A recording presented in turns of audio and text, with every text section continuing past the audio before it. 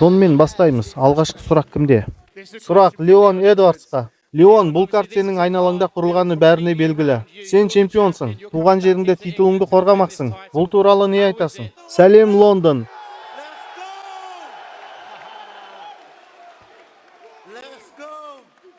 Иә, бұл мен үшін абырой, осында отыру мен үшін үлкен мәртебе. Осы дәрежеге жету үшін көп жұмыс жасадым. Кеше ақпараттарда Камару Усман өткен екі шайқаста да сен оны жеңе алатындай ешқандай қарсыластық көрсете алмағаныңды айтыпты. Бұл туралы не айтасың? Мен оның басынан теуіп өлтіре жаздадым ғой, не айтып тұрсың? Камару, өткен жекпе-жекті еске алатын болсақ, қателік жібердің бе, немесе Леон өз қабілетімен сенен басым түсті деп ойлайсың ба? Жоқ, олай ойламаймын. Мен бұны жай ғана қателік деп айта алмаймын. Білесің бе, бұл біз үшін үлкен сабақ болды, бірақ мен өз қателіктерімен жұмыс жасадым, жіберіп алған ағаттықтарымды түзеттім. Келесі жекпе-жекте де сені нокаут күтіп тұр деп қорықпайсың ба? Сен оның айтқаны туралы сұрап тұрсың ба? Иә. Түсінесің бе, енді ол қарапайым адам, ол жай адамның позициясымен сөйлейді, бірақ мен ерекшемін. Менің жай адам емес екенімді сенбі күні білетін болады. Ендігі сұрақ Леонға, бұл сұрақ дәстүрге айналып барады. Камарудың бүгінгі киім үлгісін қалай бағалайсың? Иә, ол жақсы киінеді. Мен айттым ғой, оның талғамы керемет. Бұл стилистің жұмысы ма білмеймін, бірақ ол жақсы киінеді. Сұрақ Джастин Гейджіға. Рафаэль сені жыртам деген сияқты сөздер айтып саған сес көрсетіпті. Сондықтан айтшы, Рафаэльден қандай шайқас күтесің? Мен бұл сайтан алғыр аренаның төбесін жұлып алатындай шайқас күтем әрине. Біз сіздер үшін шоу көрсетеміз.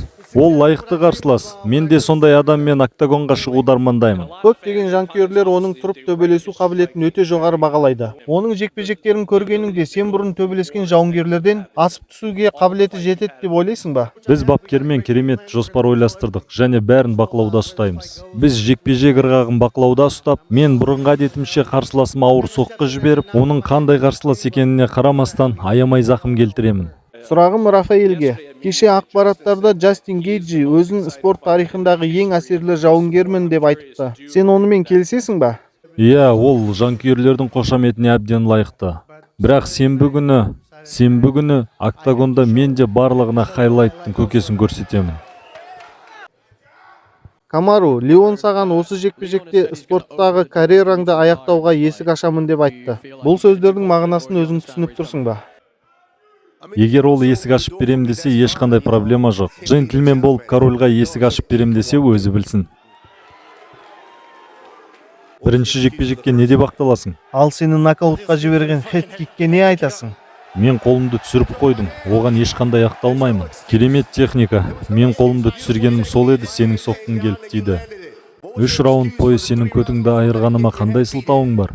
Айырдың ба не? Сенімдісің ба өзіңе? Бапкерің келіп жалынды ғой саған. Қане Рокки, жинал Рокки. Мен ол жекпе-жекте ешқандай зақым алған жоқпын. Тіпті менің бетіме сызат та түскен жоқ. Сенің бар істей алғаның қолыңды ары-бері сілтеумен болдың ғой. Сабаңа төс. Бапкерің саған айқайлаған жоқ па? Балам, ол сен атқылап жатыр. Өзіңді атқылауға жол берме. Көреміз. Өзіңді басуға жол берме, балам. Ояндың ба, сенде бәрі дұрыс па? Өзіңді басқызба, балам. Ол басынан соқ қалған. Ол өз-өзіне әлі келе алмай жатыр, не айтқанын түсінбейді. Жақсы, осымен аяқтаймыз. Қазір көзқарас шайқасын өткіземіз. Ертең салмақ өлшеу рәсімінде кездескенше, сау, саламат болыңыздар.